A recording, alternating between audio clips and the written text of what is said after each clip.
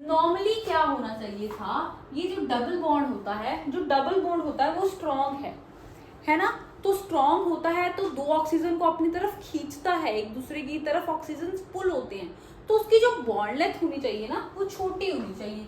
ठीक है, देखो सबसे ज्यादा बॉन्ड लेंथ होती है सिंगल बॉन्ड की बॉन्ड लेंथ सबसे ज्यादा, फिर डबल बॉन्ड की, और फिर सिंगल और डबल में डबल बॉन्ड की बॉन्ड लेंथ कम होनी चाहिए, अट्रैक्शन ज्यादा है, कम होनी चाहिए। तो इसकी जो एक्सपेक्टेड लेंथ होनी चाहिए थी वो थी 121 पिकोमीटर, और सिंगल बॉन्ड की ज्यादा होनी चाहिए 148 पिकोमीटर। बट जब हमने एक्सपेरिमेंटली चेक किया तो क्या निकल के आया कि ये जो हमने दो बॉन्ड लेंथ लिखी है 121 एंड 148, ये तो नहीं निकली हमारी। एक्सपेरिमेंटली जो हमारी बॉन्ड लेंथ निकली वो कितनी थी, 128 पिकोमीटर फॉर बोथ, चाहे वो ओ सिंगल बॉन्ड ओ है चाहे वो ओ डबल बॉन्ड ओ है। यानी बॉन्ड लेंथ 121 डबल बॉन्ड में नहीं थी, सिंगल बॉन्ड में ओ सिंगल बॉन्ड में 148 बॉन्ड लेंथ नहीं थी। एक्सपेरिमेंटली बॉन्ड लेंथ कितनी निकली, 128 पिकोमीटर निकली। ठीक है, यानी कि 121 और 148 का इंटरमीडिएट निकली। कैसे हो गया, देखो इसको एक्सप्लेन करने के लिए ही हम एक नया कंसेप्ट समझेंगे, that is resonance. Hello everyone, welcome back to Incredible Chemistry. I hope you all are doing good. So हम chapter chemical bonding and molecular structure कर रहे थे और आज हम टाइप्स ऑफ केमिकल बॉन्ड से स्टार्ट करेंगे। हमने थोड़ा सा लास्ट वीडियो में डिस्कस किया था कि there are two types of chemical bond, एक होता है आयनिक बॉन्ड और एक होता है covalent bond. Okay, so ionic bond पहले देखते हैं। आयनिक बॉन्ड को इलेक्ट्रोवैलेंट बॉन्ड भी बोलते हैं। देखो जब भी आप आयनिक की बात सुनोगे तो आपके मन में आयन्स आने चाहिए, यानी सोडियम पॉजिटिव, Cl नेगेटिव, ऐसे कुछ आयन्स आने चाहिए। यानी इन्हीं आयन की अट्रैक्शन से ही ये बॉन्ड बनता है। और ये आयन्स कैसे बने हैं, देखो सोडियम है, सोडियम का 11 एटॉमिक नंबर था, उसने अपने आप को स्टेबल करने के लिए एक इलेक्ट्रॉन लूज कर दिया और Na पॉजिटिव बना दिया।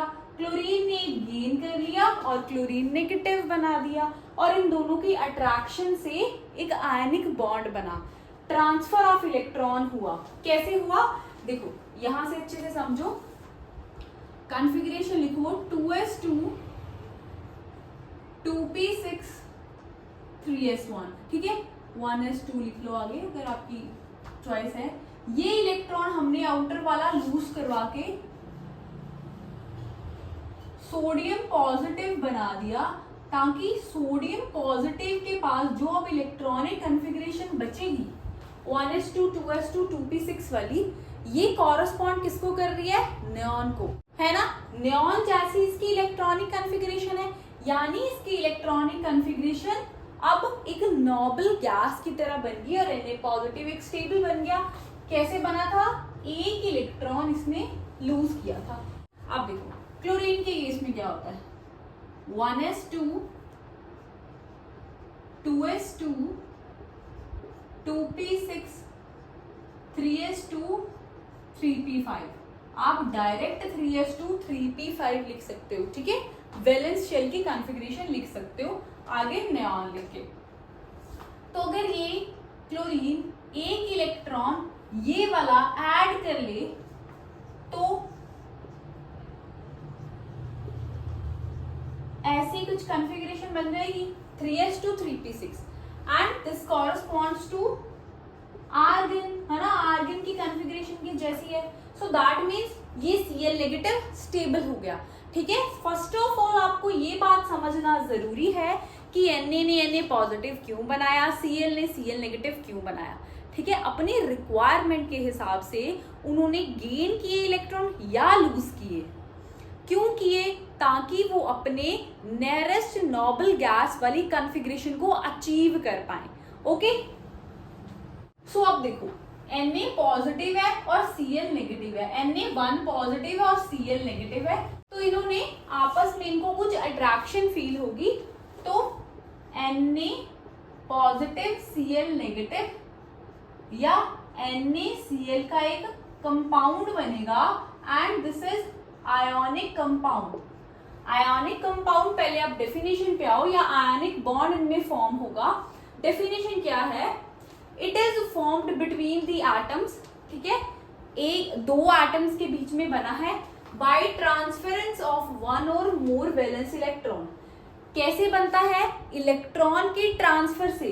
ये वाला इलेक्ट्रॉन यहां से निकला और इधर ट्रांसफर हो गया, इलेक्ट्रॉन की ट्रांसफर से ये बना of one atom to another so as to complete their outermost octet, ठीक है। तो उन्होंने अपना इलेक्ट्रॉन ट्रांसफर करके इसने अपनी outer most electronic configuration octet जो है 8 इलेक्ट्रॉन रूल फॉलो कर लिया है।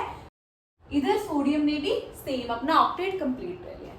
सो NaCl एक आयनिक कंपाउंड बन गया। ओके, नेक्स्ट एग्जांपल है Ca। देखो Ca की कॉन्फ़िगरेशन अगर आप लिखोगे तो it would be argon 4s2। Okay, जिन स्टूडेंट्स को अभी तक इलेक्ट्रॉनिक कॉन्फ़िगरेशन नहीं लिखनी आती है फ्रॉम 1 to 30 एटॉमिक नंबर, वो जाके हमारा लेक्चर देखो जो हमने इलेक्ट्रॉनिक कॉन्फ़िगरेशन पे बनाया था, ठीक है। वहां पे आपको इलेक्ट्रॉनिक कॉन्फ़िगरेशन लिखने में बहुत ही ईज हो जाएगी, बहुत ही इजीली वहां पे समझाया है। ओके, तो कैल्शियम हो गया आर्गन 4s2, 20 एटॉमिक नंबर है। अब देखो अगर ये दो इलेक्ट्रॉन कैल्शियम रिमूव कर दे तो आर्गन की तरह इसकी कॉन्फ़िगरेशन हो जाएगी। तो कैल्शियम यही करेगा, calcium 2 positive plus 2 electron lose कर देगा। अब इसकी कॉन्फ़िगरेशन आर्गन जैसी होगी, है ना। आप पूरा खोल के लिख लो आर्गन की कॉन्फ़िगरेशन को, 18 इलेक्ट्रॉन होते हैं। ओके, अब फ्लोरीन जो है, फ्लोरीन की कॉन्फ़िगरेशन देखो क्या होती है, 2s2 2p5, 9 एटॉमिक नंबर है, ठीक है। तो इसमें अब एक इलेक्ट्रॉन अगर हम ऐड कर दें तो इसके आउटर शेल में अभी तो 7 इलेक्ट्रॉन है, आफ्टर एडिंग 1 इलेक्ट्रॉन इसमें से एक इलेक्ट्रॉन इसमें ऐड कर दो तो फ्लोरीन नेगेटिव बन जाएगा और इसकी कॉन्फ़िगरेशन 2s2 2p6 हो जाएगी, है ना। दैट मीन्स अब ये स्टेबल हो गया। अब देखो कैल्शियम फ्लोराइड का हमें एक कंपाउंड मिलता है, आपके पेपर में पूछा जाता है give the formation for calcium fluoride. अब देखो यहाँ पे तो एक ही इलेक्ट्रॉन यूज हुआ फ्लोरीन में, है ना। फ्लोरीन की स्टेबल कॉन्फ़िगरेशन के लिए एक कैल्शियम का इलेक्ट्रॉन यूज हुआ, ठीक है। तो हम क्या करते हैं, देखो इन दोनों ने अगर कंपाउंड बनाना है तो आपने एक चीज ध्यान रखनी है कि इधर और इधर के इलेक्ट्रॉन्स सेम होने चाहिए, ठीक है। क्यों सेम होने चाहिए वो हम देखते हैं। पहले तो इसको 2 से मल्टीप्लाई कर दो और इलेक्ट्रॉन्स देखो कितने आ रहे हैं। अगर देखो सारी इक्वेशन लिखो तो 2f plus 2 electron to form f negative, तो यहाँ पे लिख दो आप 2f plus 2 electron to form 2f negative, है ना। ये इक्वेशन बन गई। अब देखो ये जो फर्स्ट इक्वेशन है इसको, ये जो नई इक्वेशन बनाई है इसके साथ इक्वेट करो तो क्या बनेगा। इस इक्वेशन को हम यहाँ लिख लेते हैं, calcium to form calcium 2 positive plus 2 electron. अब देखो ये राइट हैंड साइड पे है, ये लेफ्ट हैंड साइड पे है, ये इधर आएगा तो नेगेटिव हो जाएगा 2 इलेक्ट्रॉन, है ना। इसको आप इज इक्वल्स टू समझ लो। अगर 2 इलेक्ट्रॉन इज इक्वल्स टू के इधर वाली साइड आएंगे तो नेगेटिव हो जाएंगे, तो इससे कैंसिल हो गए। बाकी लिखो Ca plus 2 CF to form Ca2 positive, ठीक है। और F 2 है, 2 F है और एक हर के ऊपर नेगेटिव चार्ज है ना। अब देखो यानी अगर आप ध्यान से देखो तो कैल्शियम 2 पॉजिटिव, फ्लोरीन भी 2 है, तो चार्ज भी 2 होगा। आप ऐसे लिख सकते हो F भी 2 है और 2 के लिए एक चार्ज था, 2 के लिए 2 चार्ज हो गया, है ना। एक बार देखो क्या मैंने सही लिखा है। ओके, तो ये दोनों चार्ज की अट्रैक्शन होगी, दैट मीन्स कैल्शियम फ्लोराइड, ये आपका एक आयनिक कंपाउंड बन गया। आई होप आपको समझ आया होगा। So second type of chemical bond is covalent bond. Covalent bond में क्या होता है? कोवेलेंट बॉन्ड में म्यूचुअल शेयरिंग होती है वैलेंस इलेक्ट्रॉन की। बेसिकली देखो, अगर हम कार्बन से समझें तो कार्बन के हमें पता है कि 4 वैलेंस इलेक्ट्रॉन है, ठीक है। अपने आउटर शेल में, वैलेंस शेल में अगर कार्बन ने 8 इलेक्ट्रॉन पूरे करने हैं तो कार्बन के पास 2 केसेस है, ठीक है। या तो वो क्या करेगा कि 4 इलेक्ट्रॉन गेन कर ले तो उसके वैलेंस शेल में 8 इलेक्ट्रॉन हो जाएंगे, या वो 4 लूज कर ले, ठीक है। लेकिन 4 इलेक्ट्रॉन को गेन करना और 4 इलेक्ट्रॉन को लूज करना is a difficult task. So carbon क्या करेगा? कार्बन शेयरिंग करेगा, ठीक है। शेयरिंग कैसे करेगा? वो अपने ये वाले 4 इलेक्ट्रॉन किसी दूसरे के साथ शेयर कर लेगा और बॉन्ड बना लेगा। कैसे? देखो, सबसे पहले हाइड्रोजन का केस समझो। हाइड्रोजन में क्या होता है? कॉन्फ़िगरेशन होती है 1s1, ठीक है। अगर ये 1 इलेक्ट्रॉन गेन कर ले तो इसकी कॉन्फ़िगरेशन हो जाएगी 1s2, यानी हीलियम के जैसे, हीलियम नोबल गैस के जैसे, है ना। ड्यूप्लेट इसका कंप्लीट हो जाएगा। फर्स्ट शेल में 2 ही इलेक्ट्रॉन अलाउड होते हैं। तो ये हाइड्रोजन क्या करेगा? सबसे पहले तो ये मैंने हाइड्रोजन का लोएस्ट सिंबल लिखा है। लोएस्ट सिंबल यानी जितने वैलेंस शेल में इलेक्ट्रॉन्स, अपने आप यहाँ पे डॉट लगा दो, ठीक है। ये हमने एक डॉट यहाँ पे लगा दिया H के ऊपर, ठीक है। अब अगर ये दूसरी H के साथ कंबाइन करे तो कुछ ऐसा बनाएगा, ऐसा बॉन्ड बना लेगा, यानी H, ये 1 इलेक्ट्रॉन हो गया, ये 1 इलेक्ट्रॉन हो गया। अब ये जो 2 इलेक्ट्रॉन है इसके भी है और सेकेंड वाले हाइड्रोजन के भी है, ठीक है। इस तरह से वो म्यूचुअल शेयरिंग करेंगे। इसकी कॉन्फ़िगरेशन भी सेम 1s1 रहेगी। अब देखो क्लोरीन आ गया, कॉन्फ़िगरेशन होती है 3s2 3p5, ठीक है। अब देखो अगर आपको नहीं समझ आ रहा ना कि कैसे कौन से एटम्स के बीच में आयनिक बॉन्ड बनेगा और कौन से एटम्स के बीच में कोवेलेंट बॉन्ड बनेगा, तो आप क्या कर सकते हो? तो आप देखो, सिंपल चीज है कि अगर हम आयनिक बॉन्ड हमने बनाना है, ध्यान से समझना अपनी बात को। आयनिक बॉन्ड बनाना है तो आयनिक बॉन्ड बनता है बिटवीन एक मेटल हो और एक नॉन मेटल हो, ठीक है। ओके, अगर हम कोवेलेंट बॉन्ड की बात करें तो वो 2 नॉन मेटल्स के बीच में बनता है, ठीक है। अब हम कोवेलेंट बॉन्ड की बात कर रहे हैं तो आप देख लो, दिस इज नॉन मेटल, ये भी नॉन मेटल है, हाइड्रोजन नॉन मेटल है, भले ही वो अल्कली मेटल के ऊपर पड़ा है, ठीक है। उसकी कॉन्फ़िगरेशन अल्कली मेटल्स की तरह है, इसलिए वो अल्कली मेटल्स के ऊपर पड़ा है इन पीरियोडिक टेबल, बट उसकी जो प्रॉपर्टीज हैं वो सारी हेलोजन वाली हैं, वो सारी नॉन मेटल्स की तरह हैं, okay. So these both are covalent, this is covalent. अब देखो ये कोवेलेंट अगर दूसरे कोवेलेंट एटम के साथ एक बॉन्ड बनाए, ठीक है, 3s2 3p5, तो क्या बनेगा? ऐसा कुछ बनेगा, 2 इलेक्ट्रॉन शेयरिंग कर दिए, रेस्ट ऑफ इलेक्ट्रॉन आप वैसे लगा दो, ये 2 इधर के भी हैं, काउंट कर लो, ऑक्टेट में 8 इलेक्ट्रॉन पूरे हो रहे होंगे, है ना। तो यानी इसको हम क्लोरीन, सिंगल बॉन्ड क्लोरीन, ये हो गए इसके 1 इलेक्ट्रॉन, ये इसका वैलेंस इलेक्ट्रॉन। तो दैट मीन्स अब इस मॉलिक्यूल के दोनों क्लोरीन के पास 8 इलेक्ट्रॉन्स होते हैं। हमें पता है कि Na पॉजिटिव बनाता है और 1 इलेक्ट्रॉन लूज करता है ना। ये 1 इलेक्ट्रॉन लूज करवाने के लिए हमें सोडियम को एनर्जी प्रोवाइड करनी पड़ती है। ध्यान से सुनना आपने मेरी बात को, सोडियम को हम 495.84 kilo joule per mole energy provide करवाते हैं, ठीक है। डेल्टा IH यानी लूजली बाउंड इलेक्ट्रॉन निकालने के लिए सोडियम को इतनी एनर्जी लगती है, ठीक है। अब हम बाहर से एनर्जी क्यों दे रहे हैं उसको, वो हम अभी देखेंगे। अब देखो क्लोरीन के केस में क्या है, क्लोरीन को 1 इलेक्ट्रॉन गेन करना है ना, गेन करना है। और क्लोरीन एक बहुत ज्यादा इलेक्ट्रोनेगेटिव एटम है, वो जल्दी से चाहेगा कि मेरे को एक इलेक्ट्रॉन मिल जाए और मैं स्टेबल हो जाऊं, तो वो एक इलेक्ट्रॉन गेन करते ही इतनी एनर्जी रिलीज करेगा। अगर नेगेटिव साइन आ जाए तो एनर्जी जो भी आप रिएक्शन देख रहे हो उस रिएक्शन में से रिलीज होती है। अगर पॉजिटिव साइन आए तो आपको एनर्जी प्रोवाइड करवानी होती है। अब देखो इस केस में तो एनर्जी रिलीज हुई, ठीक है, लेकिन इस केस में तो प्रोवाइड कर रहे थे हम एनर्जी, हमने क्यों दी एनर्जी? अब देखो अगर हम नेट एनर्जी इन दोनों की देखें तो आपको 147 kilo joule per mole energy मिलेगी पॉजिटिव में, ठीक है। देखो हमने इन दोनों का नेट क्यों निकाला है, क्योंकि ये दोनों रिएक्शन हम मान के चल रहे हैं कि साइमल्टेनियसली हुई होगी।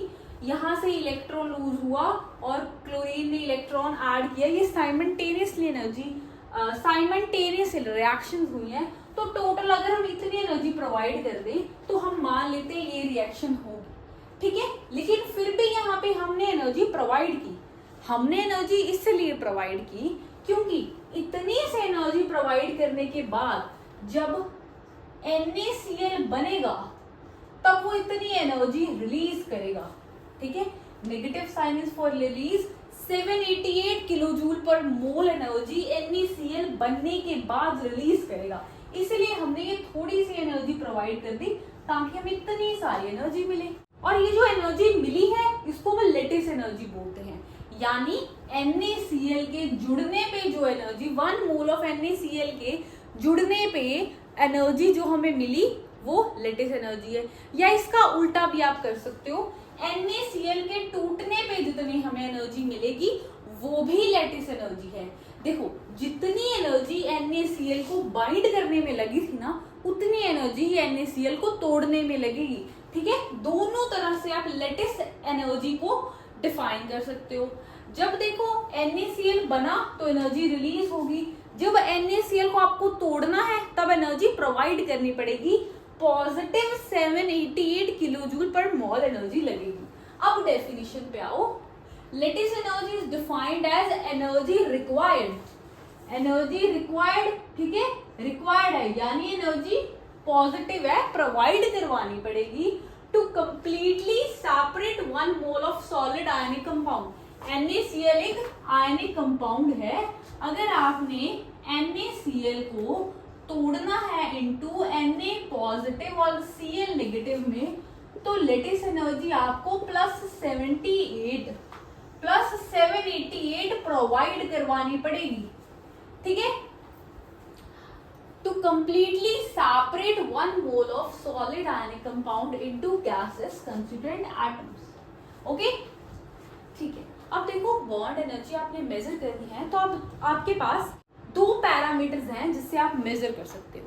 वो 2 पैरामीटर कौन कौन से हैं? एक है बॉन्ड लेंथ और एक है बॉन्ड एंगल। कैसे करोगे? देखो सबसे पहले तो आपको बॉन्ड लेंथ की डेफिनेशन पता होनी चाहिए कि जो डिस्टेंस होता है between nuclei of 2 bonded atom. अगर मान लो ये एटम्स ऐसे पड़े हैं तो इनके न्यूक्लियाई के बीच में जो डिस्टेंस होगा उसको हम बॉन्ड लेंथ बोलेंगे उसकी, ठीक है। देखो बॉन्ड लेंथ जितनी लार्ज होगी, जितनी बड़ी होगी, उतना वीक होगा बॉन्ड, है ना, क्योंकि उसकी फोर्स ऑफ अट्रैक्शन कम है तो ही वो दूर दूर जा रहा है।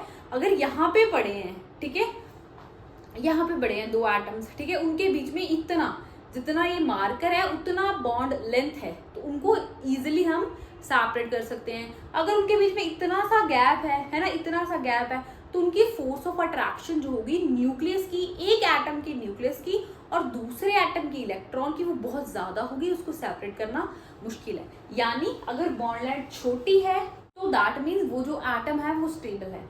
एक और बात देखो, जितनी एनर्जी लेटिस एनर्जी निकलेगी या जितनी एनर्जी आप प्रोवाइड करवाओगे एक आयनिक बॉन्ड को टूटने के लिए उतना स्टेबल होगा कंपाउंड, ठीक है। देखो कंपाउंड स्टेबल है तभी तो उसे ज्यादा एनर्जी लग रही है। अगर आपको क्वेश्चन आ जाए पेपर में कि कुछ कंपाउंड्स दिए हैं उनकी लेटिस एंथैल्पी दी है पॉजिटिव में कि इतनी एनर्जी आपको प्रोवाइड करनी पड़ेगी, कुछ मॉलिक्यूल्स दिए हैं आपको, तो जिसकी एनर्जी सबसे ज्यादा होगी, जिसको आप सबसे एनर्जी ज्यादा प्रोवाइड करोगे वो उतना ज्यादा स्ट्रांग होगा, ठीक है, तो स्टेबिलिटी भी लैटिस एनर्जी, लैटिस एंथैल्पी हमें बताती है।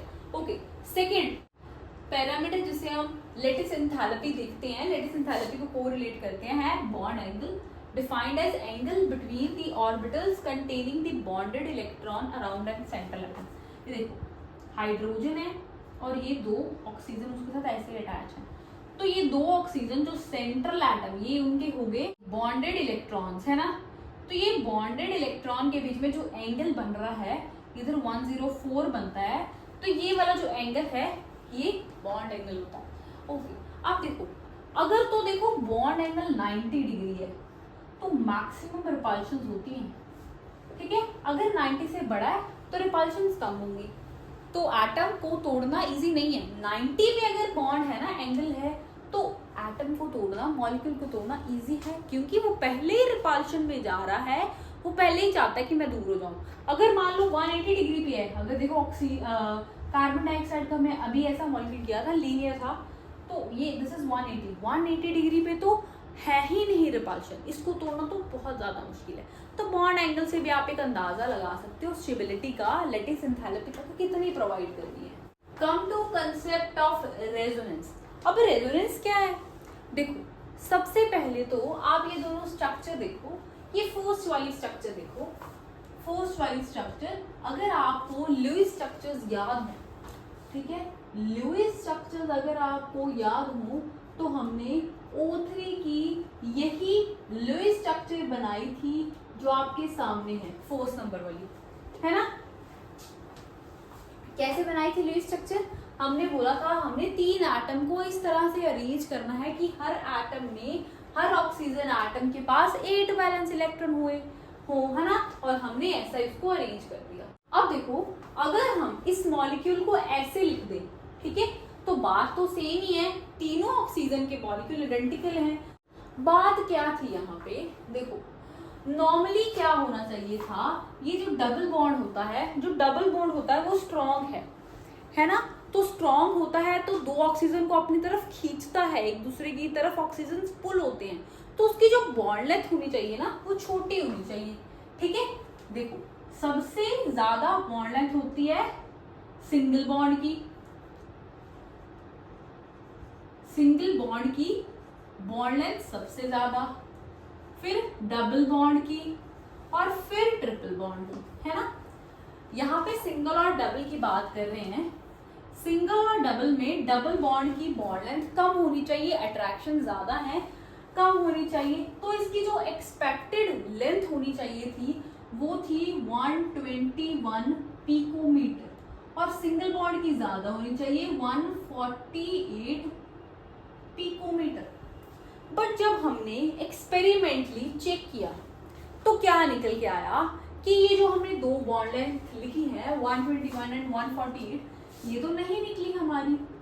एक्सपेरिमेंटली जो हमारी बॉन्ड लेंथ निकली वो कितनी थी, 128 picometre for both,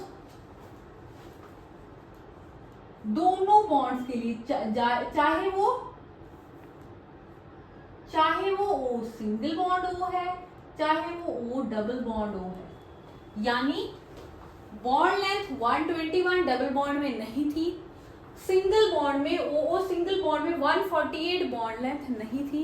experimentally bond length कितनी निकली, 128 पिकोमीटर निकली, ठीक है, यानी कि 121 और 148 का इंटरमीडिएट निकली, ठीक है। तो दैट मीन्स जो लेंथ थी वो इन दोनों का इंटरमीडिएट थी, ठीक है। तो लुईस स्ट्रक्चर तो इस बात को नहीं समझा पा रहा ना। लुईस स्ट्रक्चर ने क्या बोला था कि इधर डबल बॉन्ड बन रहा है, इधर सिंगल बॉन्ड बन रहा है, इसकी बॉन्ड लेंथ छोटी होनी चाहिए, इसकी बड़ी होनी चाहिए। लेकिन एक्सपेरिमेंट में हमें क्या पता चला, ये वाली बॉन्ड लेंथ और ये वाली बॉन्ड लेंथ दोनों सेम है, 128 है, ठीक है। ये कैसे हो गया, अब ये कैसे हो गया, देखो इसको एक्सप्लेन करने के लिए ही हम एक नया कंसेप्ट समझेंगे, दैट इज रेजोनेंस, ठीक है। तो हम क्या करते हैं, ये स्ट्रक्चर 1 होगी, ये होगी स्ट्रक्चर 2, इन दोनों स्ट्रक्चर को इक्विवेलेंट कर लेते हैं। किसके इक्विवेलेंट कर लेते हैं, O ऐसे, और एक ऐसे डॉटेड लाइन शो कर देते हैं। इस चीज का मतलब क्या होगा कि इन दोनों की जो बॉन्ड लेंथ है 121 और 148 के इंटरमीडिएट है। ये कैसे है ये हम अभी देखते हैं। ऐसे है, ठीक है, ओके। अब देखो ये जो फर्स्ट स्ट्रक्चर है और ये जो सेकेंड स्ट्रक्चर है ना, ये रेजोनेटिंग स्ट्रक्चर्स हैं। असल में ऐसी स्ट्रक्चर्स होती नहीं है, ठीक है। कुछ लोग बोलते हैं, कुछ मिसकंसेप्शंस हैं कि ये जो O3 का जो मॉलिक्यूल है ना, ये कुछ फ्रैक्शन ऑफ सेकेंड्स के लिए पहले ये बनता है, फिर ये बनता है, ऐसे ऐसे बनता रहता है, बट ऐसा नहीं होता। अगर हम रियलिटी की बात करें तो ओजोन का मॉलिक्यूल ऐसा होता है, उसमें ऐसा नहीं है एक में डबल बॉन्ड है एक में सिंगल बॉन्ड है ना, ऐसा नहीं है। इंटरमीडिएट बॉन्ड लेंथ होती है, इसको हम रेजोनेंस से समझेंगे। जब एक ल्यूइस स्ट्रक्चर, इसको छोड़ दो, एक ल्यूइस स्ट्रक्चर हमें एक्सपेरिमेंटली एक मॉलिक्यूल को नहीं प्रूव कर पाए तो हम उस मॉलिक्यूल को एक से ज्यादा स्ट्रक्चर से रिप्रेजेंट कर सकते हैं, इसे हम रेजोनेंस बोलते हैं। अब देखो ये जो 1 और 2 स्ट्रक्चर है ना, इसको हम क्या बोलेंगे, रेजोनेटिंग स्ट्रक्चर्स, रेजोनेटिंग स्ट्रक्चर्स, या इसे बोलेंगे कॉन्ट्रीब्यूटिंग स्ट्रक्चर्स। देखो नाम से ही क्लियर है कि एक स्ट्रक्चर में ये कुछ कंट्रीब्यूट कर रहे हैं, या कैनोनियल स्ट्रक्चर्स, ये 3 नाम है इसके, ठीक है। तो ये दोनों रेजोनेटिंग स्ट्रक्चर्स हैं और इन दोनों का मिक्सचर करके हमारे पास ये स्ट्रक्चर आई जिसको हम रेजोनेंस हाइब्रिड बोलते हैं। और ये जो रेजोनेंस हाइब्रिड होता है ना, रियलिटी में यही एग्जिस्ट करता है, ये दोनों नहीं एग्जिस्ट करते, ये दोनों हमारे समझने के लिए हैं। ओके, डेफिनेशन पे देखो, अब when A molecule can not be represented by a single Lewis structure, जब एक मॉलिक्यूल एक ल्यूइस स्ट्रक्चर से हम नहीं समझा सकते, नहीं रिप्रेजेंट कर सकते, तब हम एक से ज्यादा उसके स्ट्रक्चर्स बनाएंगे जिसको हम कंट्रीब्यूटिंग स्ट्रक्चर्स बोलेंगे। Okay, but it's characteristic property can be described by 2 or more than 2 structure, but जो उनकी प्रॉपर्टीज है ना, वो हम 2 या 2 से ज्यादा स्ट्रक्चर्स बना के समझा पाए, ठीक है। उन दोनों को हम रेजोनेटिंग स्ट्रक्चर बोलते हैं, और ये जो स्ट्रक्चर उनका हाइब्रिड बनता है, then the actual structure is said to be resonating hybrid। ये एक्चुअल स्ट्रक्चर उनका एक रेजोनेटिंग हाइब्रिड या रेजोनेटिंग मिक्सचर होता है, लेकिन इसकी प्रॉपर्टीज हम इन दोनों मॉलिक्यूल से एक्सप्लेन कर सकते हैं। ओके, अब कैसे समझेंगे हमें रेजोनेंस को। अब देखो ये हमने कार्बोनेट का जो स्ट्रक्चर है ना, CO3 नेगेटिव, ये हमने लुईस स्ट्रक्चर में बनाना सीखा था, लेकिन हम फिर से यहाँ पे डिस्कस कर लेते हैं, उसके बाद हम उसकी रेजोनेटिंग स्ट्रक्चर पे आएंगे, आपके एग्जाम में पूछा जाता, ठीक है। अब देखो ये कार्बन है, ठीक है, कार्बन के कितने वैलेंस इलेक्ट्रॉन होते हैं, 4 होते हैं, ठीक है, 3 ऑक्सीजन है। हमने डिस्कस किया था ऑक्सीजन 2 बॉन्ड्स बनाना चाहता है, 2 वैलेंस इलेक्ट्रॉन और अपने आप में वो हासिल करना चाहता है। C और O दोनों क्या हैं, नॉन मेटल्स हैं, तो ये शेयरिंग करेंगे। तो एक ऑक्सीजन को तो आप डबल बॉन्ड बना दो, बाकी ऑक्सीजन की बात बाद में देखेंगे, है ना। ये लो, ये रहा O, 1 2 3 4 5 6, है ना। इन दोनों का हमने एक बॉन्ड बना दिया। ऑक्सीजन के पूरे हो गए, कार्बन के अभी 2 वैलेंस इलेक्ट्रॉन पड़े हैं, एक वैलेंस इलेक्ट्रॉन इधर लगाओ, एक इधर लगाओ, एक एक बॉन्ड तो बनाओ ऑक्सीजन के साथ, एक और एक एक बॉन्ड बना दिया। और इनके बाकी के वैलेंस इलेक्ट्रॉन कैसे लगाओगे, देखो एक ऑक्सीजन में 6 वैलेंस इलेक्ट्रॉन होते हैं ना, electronic configuration 2s2 2p4। Okay, एक इलेक्ट्रॉन, ये दूसरा, तीसरा, चौथा, पांचवा और ये 6वां, 1 ये हो गया, 2 3 4 5 एंड 6, ठीक है। और इस पे है 2 नेगेटिव। हमने लुईस स्ट्रक्चर में बात की थी जितने नेगेटिव उतने इलेक्ट्रॉन्स ऐड कर दो। 2 नेगेटिव है, 1 इलेक्ट्रॉन हमने यहाँ पे ये ऐड कर दिया, 1 यहाँ पे कर दिया और इसका पूरे का चार्ज लगा दिया 2 नेगेटिव। ये तो लुईस स्ट्रक्चर बन गई। लुईस स्ट्रक्चर के अकॉर्डिंग ये सी और डबल बॉन्ड की लेंथ छोटी होनी चाहिए थी सी और सिंगल बॉन्ड से, लेकिन ऐसा नहीं है। जो बॉन्ड लेंथ है सी डबल बॉन्ड ओ की और सी सिंगल बॉन्ड ओ की वो एक जितनी है, वो इंटरमीडिएट है सी डबल बॉन्ड ओ की लेंथ के और सी सिंगल बॉन्ड ओ की लेंथ के। अगर इसकी बॉन्ड लेंथ ए है, सी डबल बॉन्ड ओ की बॉन्ड लेंथ ए है, इसकी बी है, ठीक है, इसकी भी बी है, ठीक है, ये ए जो है ज्यादा है बी से, ऐसा लुईस ने बोला था, लेकिन ऐसा तो नहीं है। जो उसकी एक्चुअल में बॉन्ड लेंथ है वो a प्लस बी बाई 2 है, इंटरमीडिएट है ना।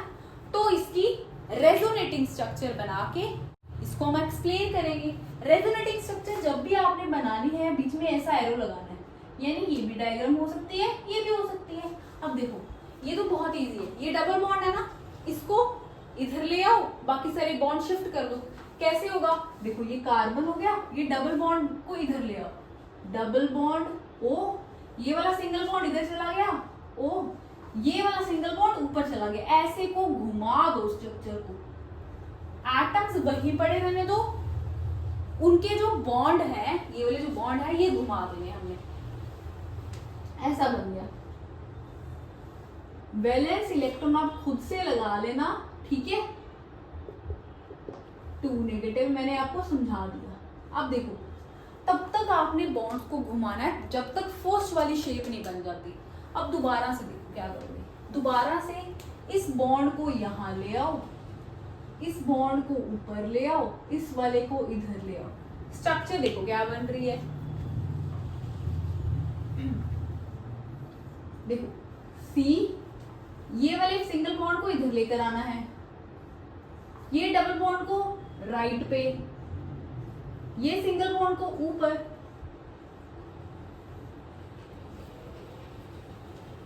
अब देखो दोबारा रोटेट करो, अगर दोबारा रोटेट करोगे ना, ये डबल बॉन्ड इधर आएगा, ये सिंगल बॉन्ड ऐसे और ये सिंगल बॉन्ड ऐसे, तो आपको फर्स्ट वाली ये वाली स्ट्रक्चर मिलेगी।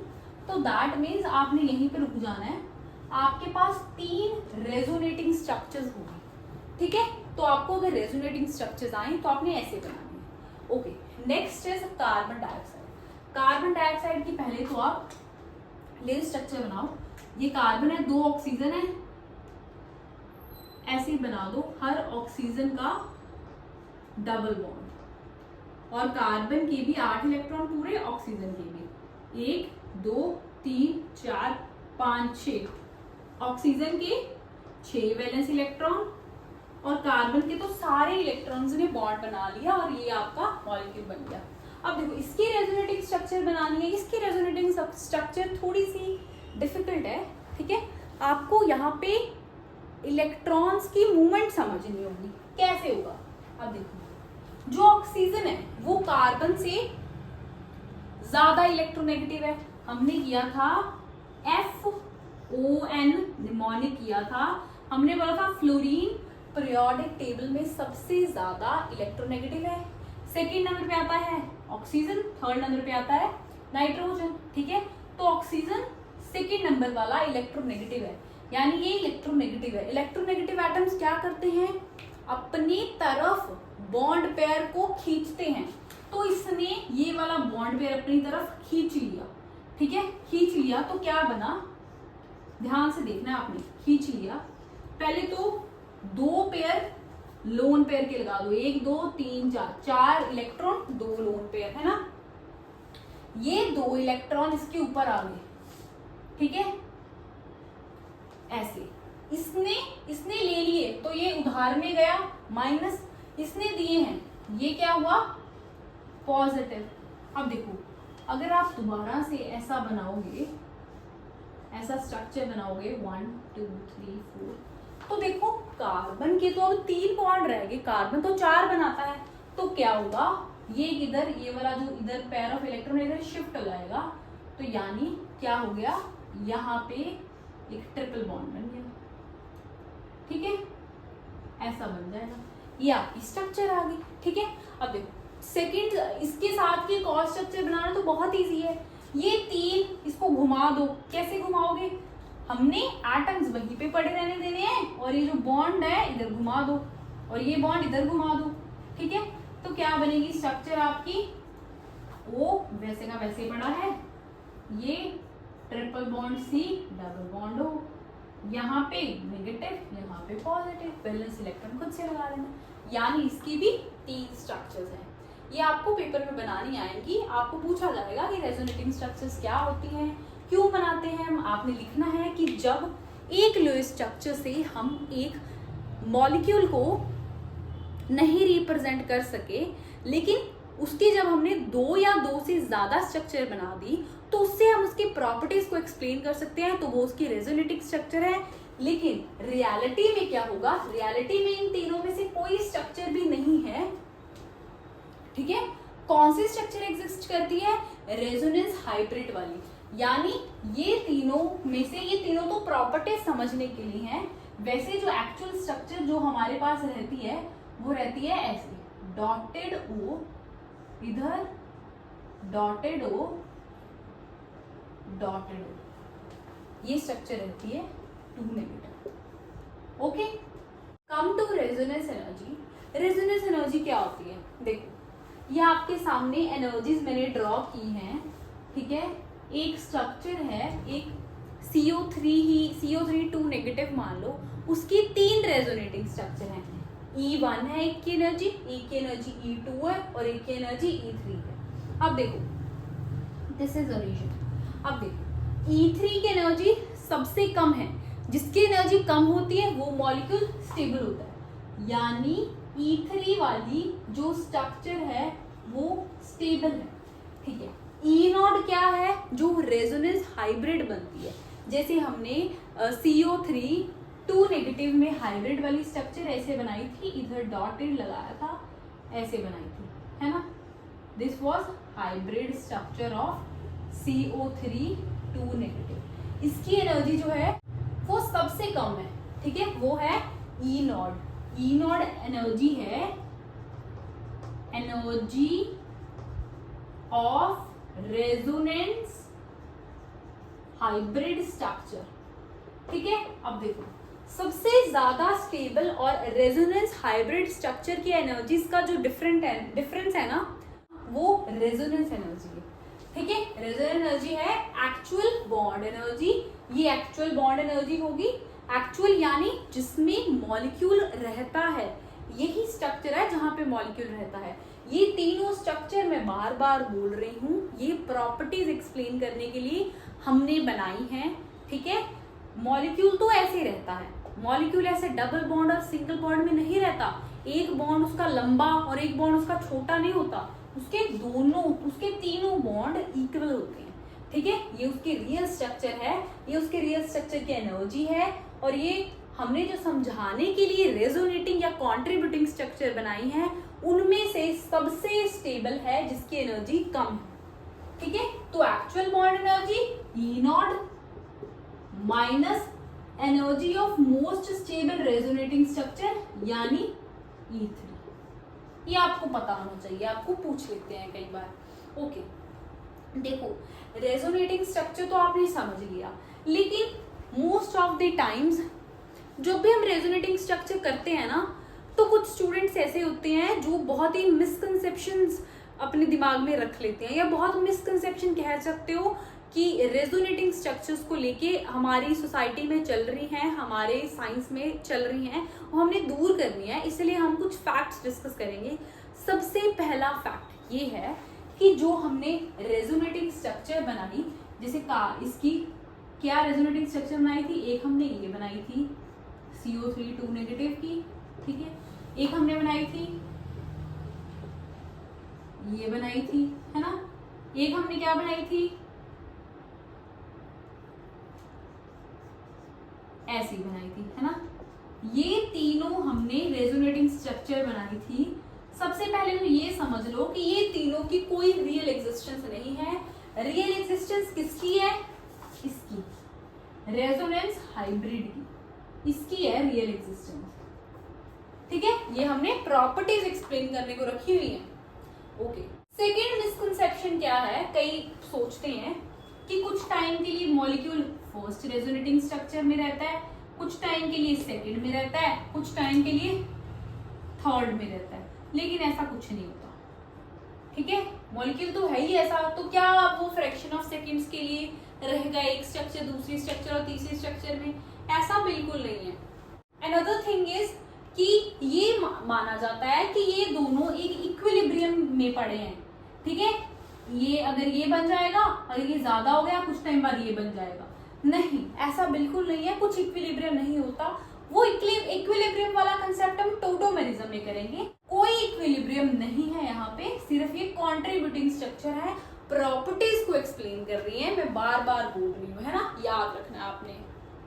सबसे इंपॉर्टेंट बात ये है कि जो मॉलिक्यूल है उसकी रियल स्ट्रक्चर उसका रेजोनेंस हाइब्रिड वाली स्ट्रक्चर होती है, जो कि हम लुईस स्ट्रक्चर से नहीं एक्सप्लेन कर पाते।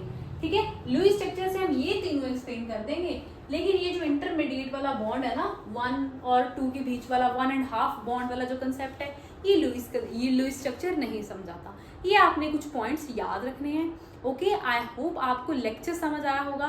प्लीज अगर आपको कोई भी डाउट है तो मुझे आप कमेंट सेक्शन में जरूर बताओ। And thank you for watching.